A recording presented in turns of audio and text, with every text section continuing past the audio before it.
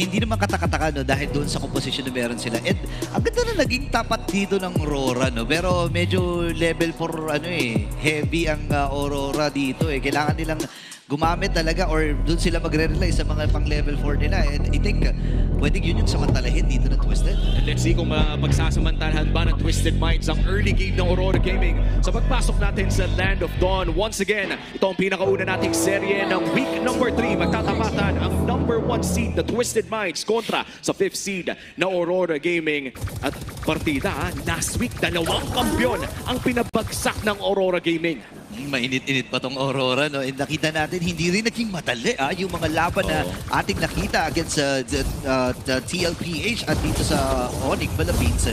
Pero may salubong ang kagad na nagaganap. Kaloy, tinatry lang isok yung mga pabola-bola dito ni Yue. Pero si Demon Knight sasama na ang aga naman ito sumama. Yan na, pinagbabanggaan na agad dito si Kaloy. Kalahati ang kanyang buhay. Pero papasok din si Epi the King. Pasok din dito itong si Sean. Flicker from Light. Ang aga ng flicker na yon. Pero ang ganda kasi napalulak agad nila si Light. Sayang hindi tumama yung dash ng Kagura. That would have been enough damage para ma-burst doon si Light. Pero that is the flicker burn. At medyo maaga na burn yung flicker ng Chip. Ang maganda dito sa isang Kalid is parang nag-force ka nga talaga ng reaction from your opponent. Baba ng buhay ni Light eh. Matapang talaga to si Nosia. Ngayon si Doming ay pupunta rin doon sa pangatlong bush. Pero si Kaloy alam niya na may nagtatago dyan. At naabutan nga sila yung First Blood para sa Twisted Minds. Ngayon si Doming nakipagharapan na rin. May kruhan malala para dito sa Aurora at Twisted Minds pero nakalamang at Twisted. Parang dalawa yung choice doon ni Doming. No? Either ibigay na lang yung gold card at hindi makita yung kakampi niyang nagtatago o kaya subukan chumepi and umasa na hindi pumasok si Kaloy. Kaso nangyari, pumasok yung Khalid knowing na sapat ang kanyang damage with a concussive blast. Wolf, papasok na tayo sa level 4 power spike at mukhang may laban pa dito sa taas. Kinuha muna yung XP crab doon mula kay MP the King para masecure. Para hindi nila din mabigay kay Edward. So it will be a pretty even XP lane battle sa dalawa nating teams. Pero syempre, papapurihan kay Lanzo kasi etong si Arlott kailangan mag-level 4 ng mauna kasi mas mahalaga yung final slash. Okay, ngayon kalahati yung buhay ng Pagong. Edward and then dun sa may long bush. Pero sasalubungin siya din Lanzo. Gugulong-gulong si Demon Guide. Sino ang kanyang babanggain? Yung Pagong na labang. Lanzo versus 3. Magiging apat dito. Sean. Well, at sinang overturn na hindi kailangan kuha ng Pagong. Napaalam na si Edward. Ngayon atrasan muna dito. Twisted Minds. Bababa na kanilang buhay. Pero sabi ni Epi the King, sige, ay masama na tayo.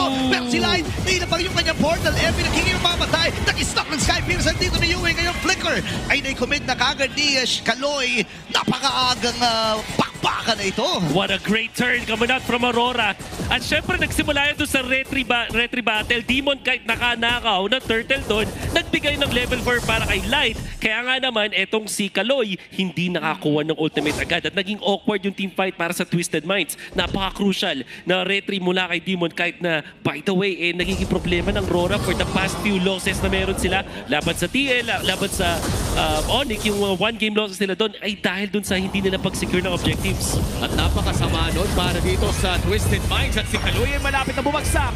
Pero maiiwasan ni Kaloy ang gulong ni Demon Guide. MP the King mukhang guguluhin ng Aurora Gaming sa loob ng kanyang jungle. Oh, bilis din kasi talaga tumakbo dito ni Kaloy eh. Oh, wait lang MP the King, na-secure niya nga ata yung kanyang green caps doon. And gusto ko lang sabihin, no, talagang palaban ang Aurora. No, nararamdaman natin, ito yung nakita nating Aurora, kalaban ang TL at ang Onyx, no? At parang ang laki ng investment ng Twisted Minds sa kanila early to the mid game. Pero dahil sa isang malaking turtle fight na yun, ay parang pang nabaliktad ng Aurora Gaming ang larong ito at sila na ang nagkakaroon ng kalamangan in this early game. Ano bang kailangan gawin ng Twisted Minds dito para ma-even out yung nalatag na plano sana? Yeah, meron naman sila dito Granger na pwede lang ipang-double lane or gamitin nila sa second na turtle fight. Naniniwala ako para sa Twisted Minds, kaya pa rin nilang pumalag sa turtle number 2 despite them losing turtle number 1. Especially nag-genius man din dito si Sean. All in sa damage output ang Twisted Minds. Gusto talaga nila maka-eliminate agad ng heroes. Isang bagay na gusto ko i-discuss na na-mention ko sa Keys to Victory kanina ng very quickly laban ng Nosia versus Doming Kite. Alam nyo ba na hindi si Super Marco at hindi si Kelra ang top when it comes to the first 5-minute gold ng gold laners?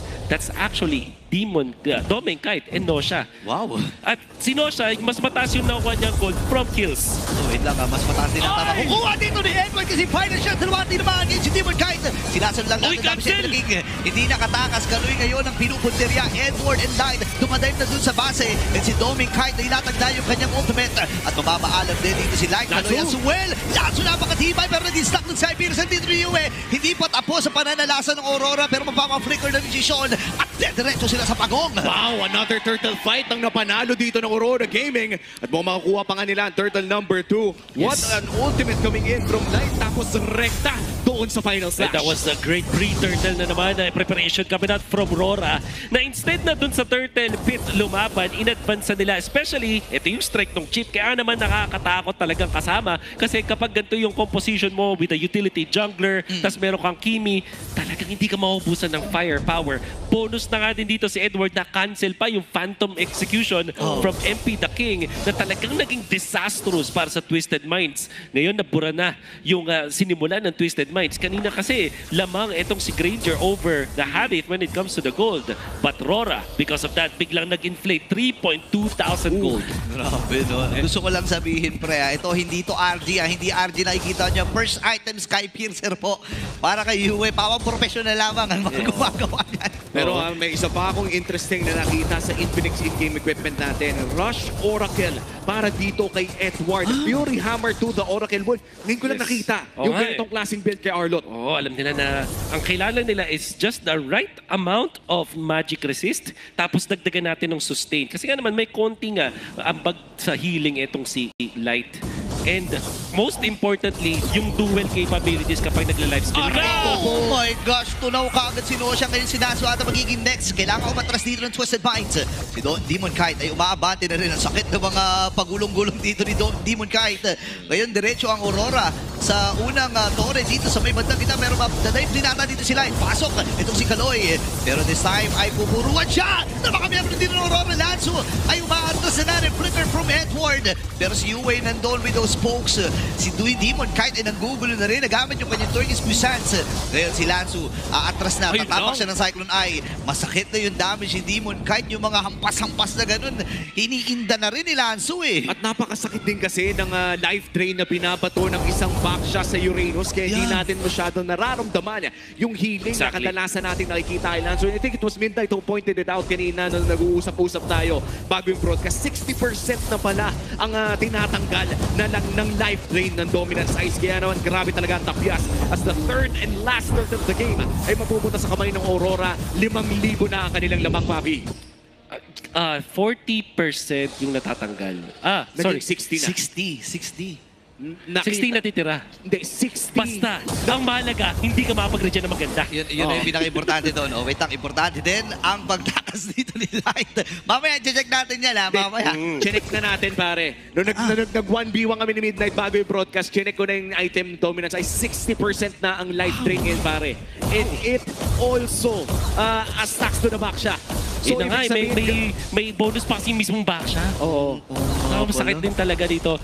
But, ang isang bagay din na nakikita ko dito para sa Rora is si Light kailangan natin lagyan ng separate na camera. Kasi bigla tayo naingit sa mind exhibition niya eh. Oo, ngayon wait lang, 1v1. Edward, dadali nata Light, nakakonceal, pero hindi nila maliligtas.